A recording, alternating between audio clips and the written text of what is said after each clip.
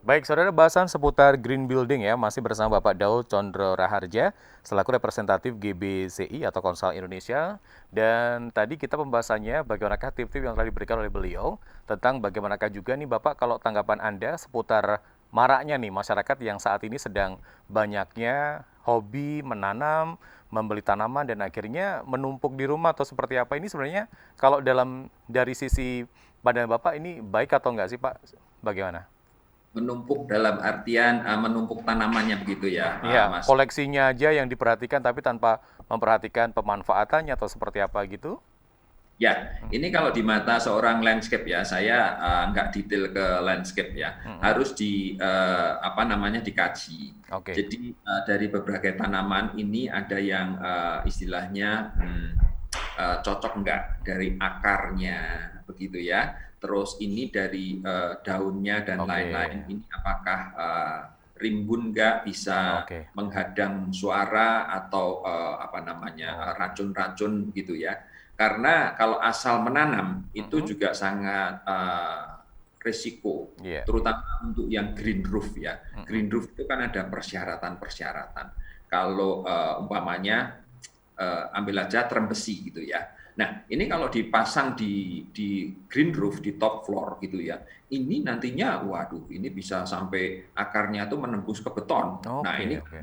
sangat-sangat ini. Jadi ini memang diperlukan seorang ahli landscape yang mengerti gitu ya.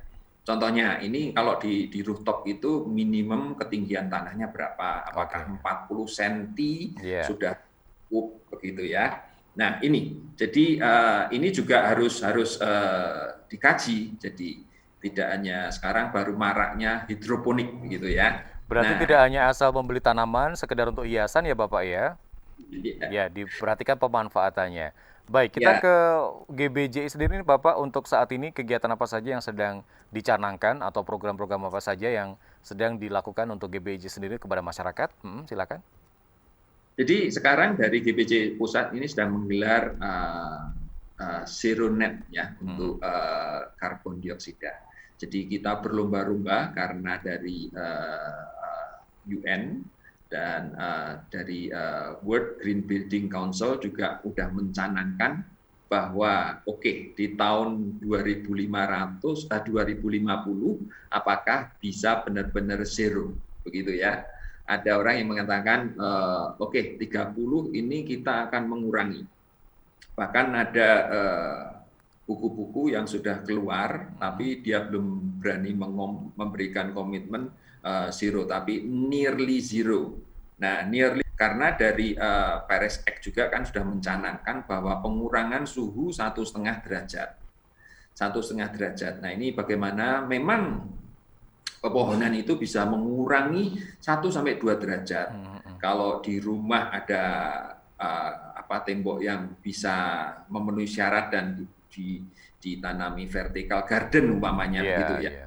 Itu alangkah sangat bisa membuat dingin gitu ya, dan sirkulasi udara juga racun-racun bisa teratasi gitu. Nah, ada sekarang canangannya ke GBCI ini adalah sekarang coba kita ke pendidik-pendidik. Nah, dari pendidik ini bisa memultiplikasi. Ini kunci dari nantinya multiplikasi ini sangat penting Oke. karena di sini bukan, kalau arsitek pun bukan hanya seni gitu ya. Kalau seni nanti hasilnya untuk maintenance-nya cost-nya gede, malah Iya. bisa dimarahin dari ownernya karena yang sekali lagi yang akan membayar itu nantinya si owner, bukan si arsitek. Mungkin ya puas gitu ya, bagus bentuknya, tapi mesti dikaji biar bisa terukur. Ini kuncinya, terukur. Oke, ya. Baik, termasuk tanggapan Bapak ini bagaimanakah maraknya ya? Sekarang ini kan kalau kita lihat di berbagai macam sudut kota, sudut desa, bahkan sekalipun di perkampungan pun akhirnya sudah mulai banyaknya kafling-kafling yang bermunculan di sana, dan akhirnya menimbulkan semacam pengurangan lahan yang hijau dan akhirnya dibikin rumah-rumah. Nah, ini sebenarnya untuk tahap ke sini itu apakah perlu diingatkan Pak tentang bagaimanakah menerapkan kafling atau perumahan yang sehat, terutama perihalnya dengan green building sendiri. Bagaimana Pak Daud? Ya, sebenarnya ini mendidik orang yang jumlahnya banyak ini memang tidak mudah, gitu Iya, ya. iya.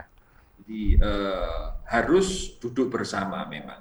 Nah, duduk bersama dengan berbagai instansi, berbagai kalangan itu pun nggak bisa segera, dan kalau sudah duduk pun ini iramanya kan juga harus bisa sesama, Iya. istilah kita memakai istilahnya Honda One Heart ini harus bisa sehati.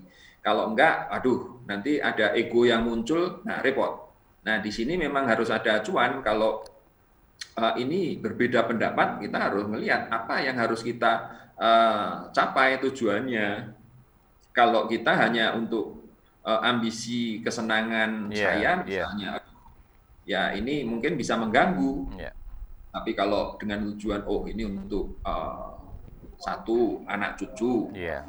bumi kita dan lain-lain. Nah ini baru mereka bisa apa ya istilahnya duduk diem, oke, Iya. let's gitu ya. Gitu. Iya, Pak Daud, ini saya melihat di belakang Anda ini sepertinya konsepnya sangat green building sekali ya, termasuk penataannya ada pohon di sana, termasuk pencahayaannya yang sangat bagus sekali. Mungkin Bapak di segmen terakhir ini bisa memberikan tips kepada masyarakat luas tentang bagaimanakah penataan yang bagus dan baik ketika membuat konsep penataan rumah yang sesuai dengan green building sendiri. Bagaimana Pak Daud? Ya, jadi ya kebetulan saya arsitek ya. Iya, Jadi ini memang harus bisa dipertanggungjawabkan. Nah, dipertanggungjawabkan ini istilahnya jangan sampai udara di dalam ruang ini terjebak gitu ya. iya, Kalau Mas Novik dokter gitu ya, iya, iya, atau mempunyai nggak tahu sudah berkeluarga belum, tapi kalau anaknya sakit gitu ya. iya, iya. Jadi dokter dulu saya selalu ingat sarankan malah main di pantai saja gitu ya. Nah, pantai ini kan udara bebas tanpa halangan. Iya, iya. Nah, ini ada satu sekolahan di Tangerang yang berkonsep tidak memakai AC. Banyak orang tua waktu itu yang protes, ini tidak memakai AC, ini apa bisa anak saya? Ini kata yang atau paradigma yang terlalu dimanjakan, Oke, sudah. iya, iya. Nah, ternyata setelah diuji coba, itu justru bagus sekali karena bisa dipertahankan dari sisi cross ventilation-nya, jadi ventilasi yang vertikalnya itu ya. Nah, di situ juga akhirnya si anak ini herannya ya, kalau dulu sekolah ini kan mesti ada nih, ada catatannya, oh sakit dan lain-lain ya toh. Ini jauh sangat berkurang. Jauh sangat berkurang. Nah, ini yang istilahnya kita harus apa ya? Sekarang banyak teknologi dari vendor gitu ya, bisa menangkap matahari, namun panasnya tidak masuk, tapi pencahayaannya bahkan itu apa? Untuk fotosintesis dari pohon bisa gitu ya. Nah, ini yang diperlukan. Jadi istilahnya kita kan mulai dari istilahnya ruangan kecil, nanti bergeser jadi besar. Nah, jadi besar ini juga jadi lebih kompleks. Nah, diperlukan tim. Umpamanya saya sendiri, saya juga seorang green building consultant. Kalau saya sendiri ini memang nggak ideal karena saya hanya mengetahui satu sisi ahli. Oke, iya. Nanti Baik, ada. Pak Daud, silakan memberikan satu kesimpulan terakhir karena waktunya terbatas, dan satu kesimpulan terakhir silakan disampaikan kepada pemirsa. Ya, baik pemirsa. Kalau Anda sudah peduli kepada anak Anda, mestinya Anda peduli kepada rumah Anda dan juga kepada bumi Anda.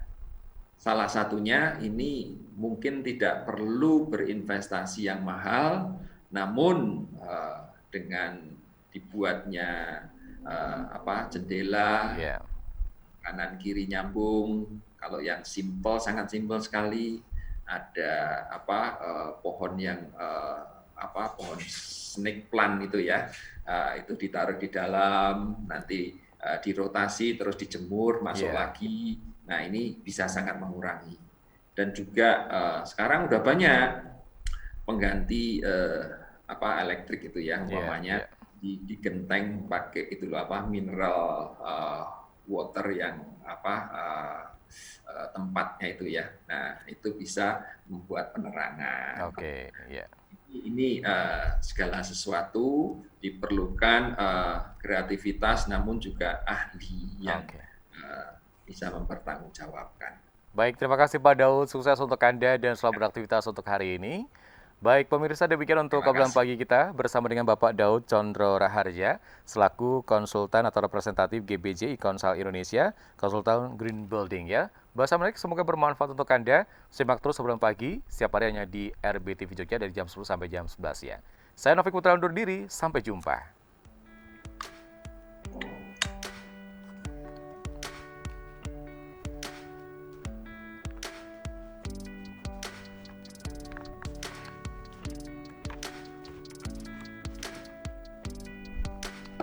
Pak Novik, Mas Oke, Novik. iya Bapak, terima kasih waktunya Pak.